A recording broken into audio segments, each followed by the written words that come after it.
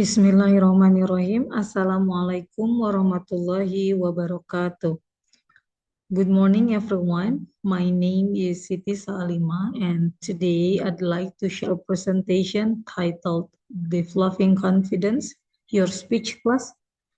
This presentation is intended to fulfill the midterm examination requirement for the academic speaking course taught by Professor Mashadi Said.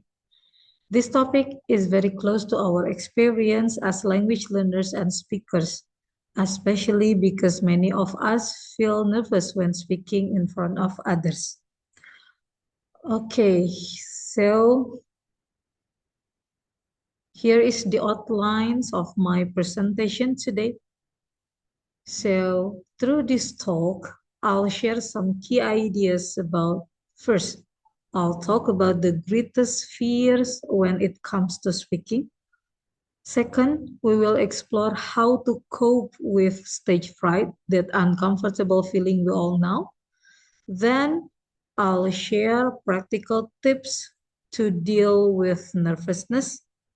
And finally, I'll end with a short conclusion about what we can learn and apply in our speech classes. I hope by the end you'll realize that nervousness is normal and even helpful if we know how to manage it. Okay, go to the next slide. If you are worried about stage fright, you may feel better knowing that you are not alone. Lucas once said on his book, The Art of Public Speaking, that published in 2020, a 2014 survey by researchers at Chapman University asked 1,500 participants from across the country to name their greatest fear. Public speaking topped the list. And as we can see on the screen here, another study in 2012 produced similar result with 62% of respondents being terrified by the prospect of speaking in public. In comparison, only 43% said they were afraid of dying, while for 31.1% occupied by others fears, those are caused by other factors. So in different study, researchers concentrated on social situations and again asked the subject to list their greatest fears. More than 9,000 people were interviewed. So here is the ranking of the answers. What are greatest fears in your life? So first, they said public speaking as well as speaking up in a meeting or class. Second, meeting a new people. Third, talking to people in authority. Fourth, important examination or interview. And fifth, going to parties and talking with strangers. Again, speech making is at the top in provoking anxiety. Many studies show that speaking in front of others is one of the most common fears, even more than fear of dying for some people. These fears are very natural because they involve being judged or making mistakes in front of others. For us as students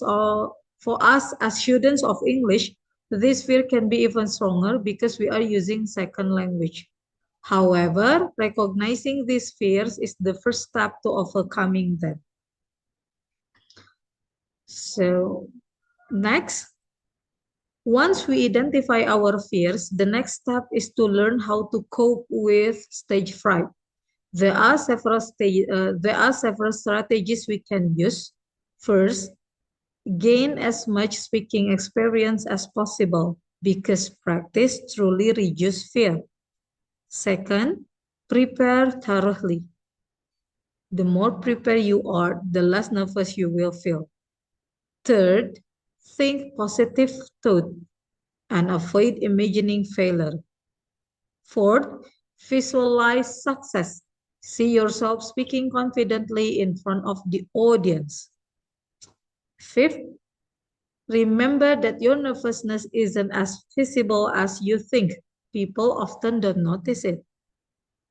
And the last one, don't expect for perfection. Mistakes are normal and even make you appear more human. Next, nervousness can be turned into energy.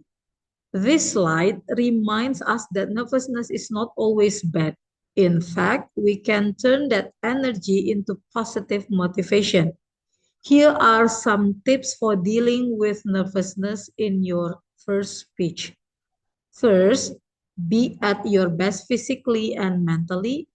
Rest well before speaking and take care of your body. Second, relax your body. What does it mean? Tighten and release muscles to reduce tension. This is one of possible way you can do to reduce your nervousness. Third, take slow, deep breaths, calm nerves and avoid shallow breathing. Fourth, focus on strong introduction because starting well helps you stay confident and usually anxiety will drop after 30 to 60 seconds. Fifth, make eye contact.